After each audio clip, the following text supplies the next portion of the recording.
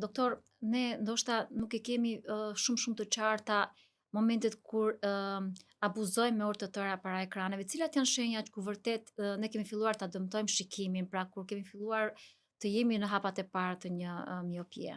E drejtë. Shenjat fillojnë qysh këtu që për shembull të rriturit që janë natyrisht më të ndërgjegjësuar për veten e tyre dhe mund t'i dallojnë gjërat më mirë se sa një fëmijë, fillojnë të kenë probleme me shikimin larg, mund të jenë në makinë dhe mund të kenë, sidomos në darkë, kur ulet niveli i ndriçimit, mund të kenë vështirësi për të dalluar tabelat nga larg. Kjo është një ndër shenjat që na shfaqet shpesh edhe si një ankesë kur një i rritur paraqitet për vizitë, për shembull. Ose ka punën përpara kompjuterit, thotë kam ngarkesë te koka ose dhimbje koke dhe nuk e shikoj mirë, thotë.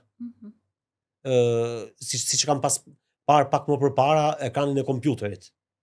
Për shembull, mund ta dalloj që nuk shikon mirë televizorin siç ka pas parë më përpara, për shembull, ëh.